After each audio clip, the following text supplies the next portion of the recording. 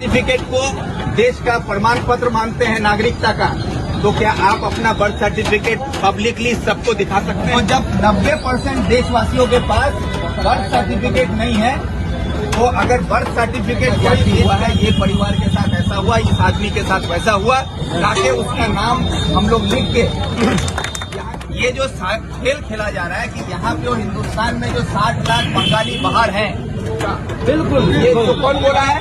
Supreme court बोल रहा है। क्या आप आधार कार्ड भी जाली है, तो मेरा सरकार भी जाली। हमारे एसपी पानीपत के एसपी साहब एक आईपीएस ऑफिसर हैं, उनको वो तमाम पब्लिक की तरफ से उनसे भी निवेदन करता हूँ कि अगर आप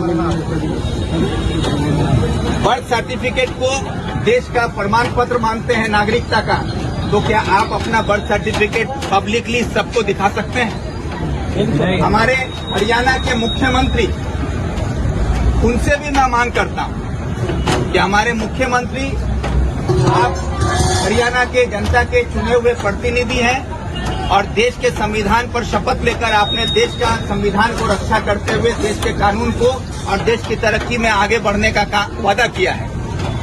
तो जब आप यहाँ पर हैं, तो आपसे भी मैं पूछता हूँ कि क्या आपके पास अपना जन्म का प्रमाण पत्र है? अगर सही मायने में देखा जाए तो हमारे देश में जन्म का सर्टिफिकेट को लेकर जो तमाशा किया जा रहा है, ये सर्टिफिकेट हमारे देश में आज पूरे 140 करोड़ आबादी में 10% आदमी के पास भी जन्म का सर्टिफिकेट नहीं है।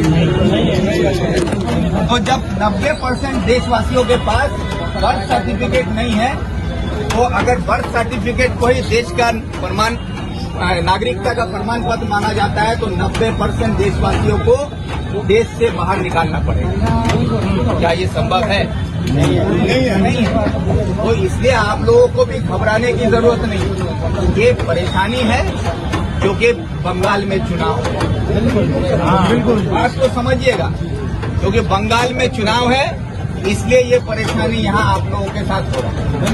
क्योंकि बंगाल में 26 में मुसलमानों का वोट दीदी को पहुंचाना है और हिंदुओं का वोट बीजेपी को पहुंचाना है। तो ये जो एक साजिश के तहत है, इसलिए थोड़ी परेशानी, सियासी परेशानी है। ये कोई आपके साथ हमेशा की परेशानी नहीं है। ये खेल खेला जाएगा, इसके लिए हमारे leader of opposition Adhir Ranjan Chaudhary वो भी आएंगे। जरूरत होगी तो हरियाणा के मुख्यमंत्री से भी बात किया जाएगा, यहाँ के डीजीपी, यहाँ के एसपी से भी बात होगी। उनको मैंने एक चिट्ठी भेज भी दिया है कि 7 तारीख को हम एसपी साहब से मिलेंगे। आपके हक में जो भी कानूनन और हमारे देश के संविधान के तहत आपके लिए जो भी किया जा सकता है, वो काम हम लोग करेंगे। आप लोग बस इतना इत्मीनान रखिए और हमको अपने साथ इस इलाके में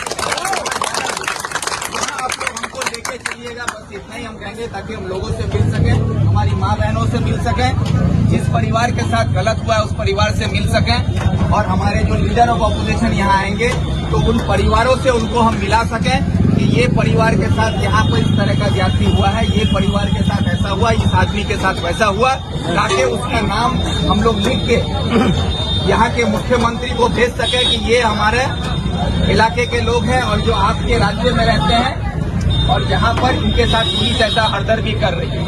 तो ये बताने के लिए आप उन परिवारों से हमको मिलवाइए। ये काम आप लोगों का क्या हो जाएगा?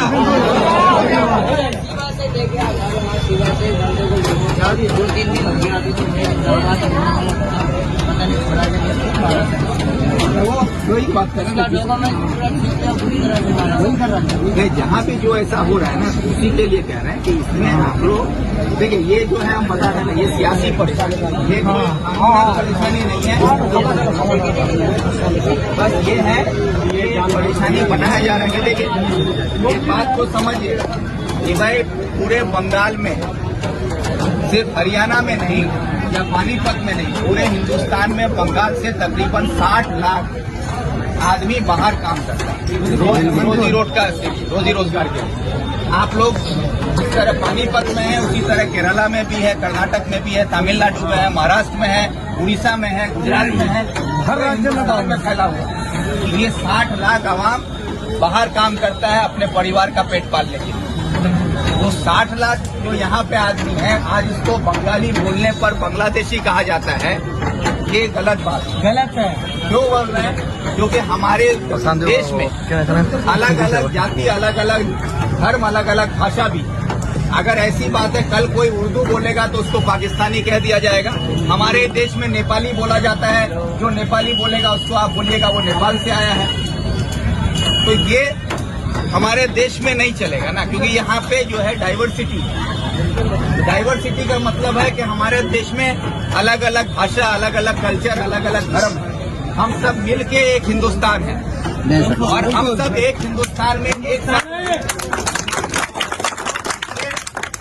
ये जो खेल खेला जा रहा है कि यहाँ पे हिंदुस्तान में जो 60 लाख बंगाली बाहर हैं, उसमें ज्यादातर कौन है? माइनॉरिटी।